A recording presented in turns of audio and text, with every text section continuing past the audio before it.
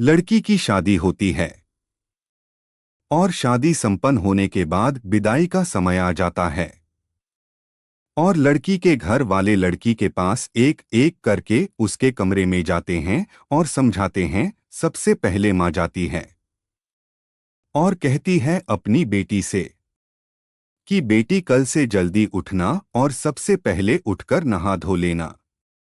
फिर पूजा पाठ करके रसोई घर का सारा काम अब से तुझे ही संभालना है।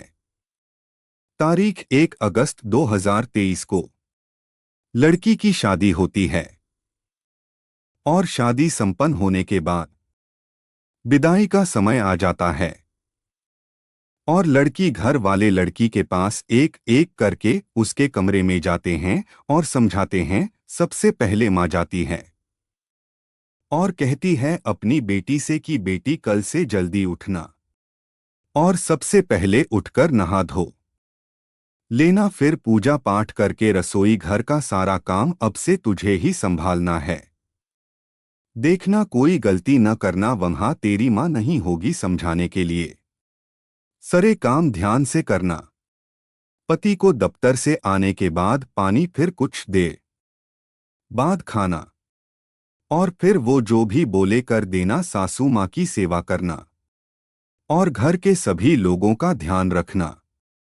फिर कुछ देर बाद पापा आते हैं और कहते हैं बेटी अब अपने ससुराल को ही अपना घर समझना और सबका ख्याल रखना। अपने माँ बाप के मान सम्मान को मिटने न देना बेटी।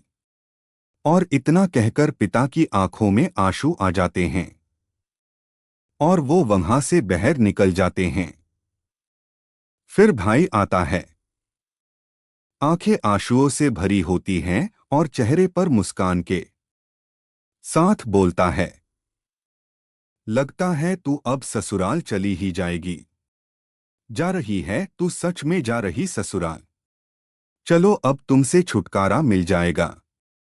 अब तेरा सारा हिस्सा मेरा हो जाएगा और अब कोई बात बात पर टोका टोकी भी नहीं करेगा और न ही कोई माँ से मेरी शिकायत करेगा। चलो बढ़िया है, आज से तू परेशान नहीं करेगी हमको। इतने में लड़की की भी आंखों में आंसू आ जाते हैं और बोलती है भाग जा पागल, नहीं तो मार खाएगा अब तू। और फिर भाई बोलता है अच्छा मेरी तरह ससुराल में किसी को पीटने न लगना, वहां तेरी कोई मार नहीं खाएगा।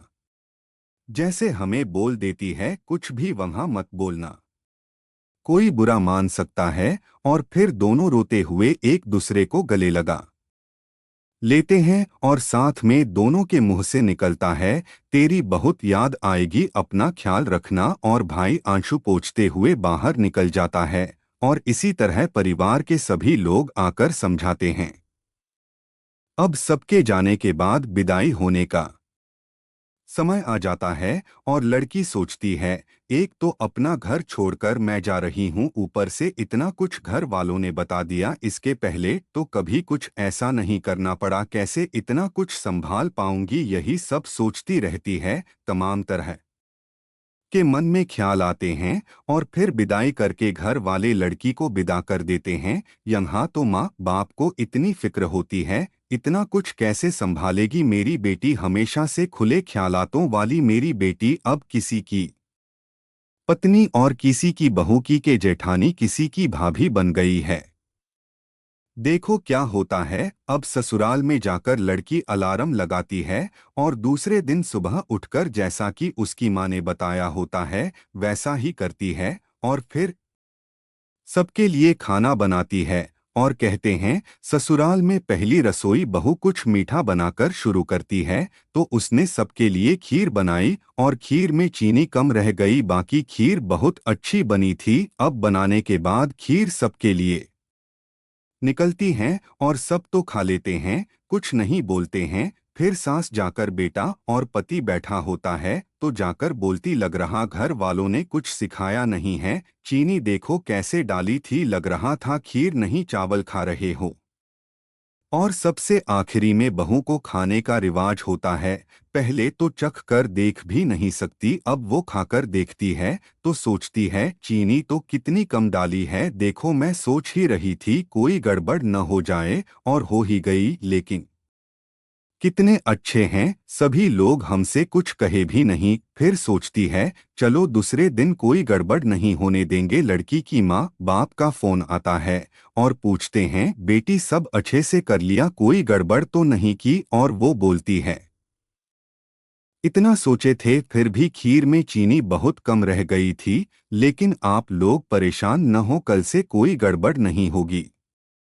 यहाँ के लोग बहुत अच्छे हैं, किसी ने कुछ नहीं बोला। और फिर रात में पति आता है रूम में और बोलता है कैसी खीर बनाई थी मम्मी, क्या सोच रही होंगी, कितनी फीकी थी, कल से ध्यान देकर बनाना। इसी तरह वो लड़की घर के सभी काम काज सीख जाती है। कल को सारा दिन मस्ती करने वाली लड़की अब एक पत्नी और बहू और भाभी बन जाती है। कुछ दिनों बाद उसके घर वाले आते हैं और उसको देखते हैं।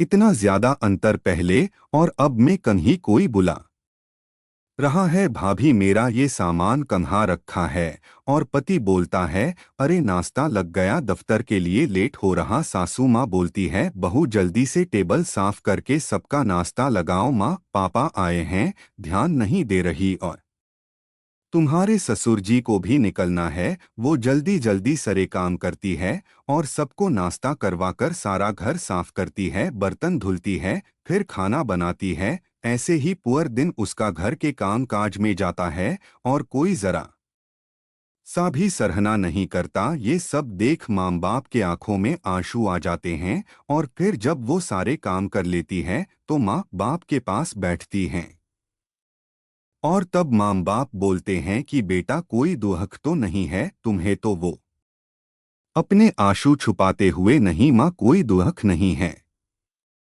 बस आप सबकी नहुत याद आती हैं। और माँ छोटू कैसा है, वो अब आप लोगों को ज्यादा परेशान तो नहीं करता है? ऐसा कहते हुए बात को काट देती है और बोली यहाँ सब बहुत अच्छे हैं, मेरा बहुत ख्याल रखते हैं। ऐसा बोल दी ताकि उसके माँ बाप परेशान न हो।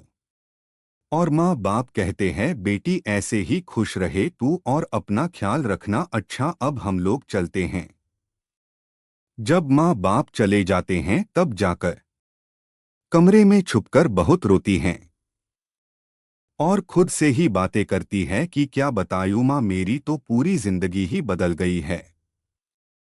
कभी खुद के लिए समय नहीं निकाल पाती, सारा दिन ऐसे ही निकल जाता है। और फिर सास आती है और बेटे से कहती है माँ बाप आए थे, पता नहीं क्या पट्टी पढ़ा कर गए होंगे।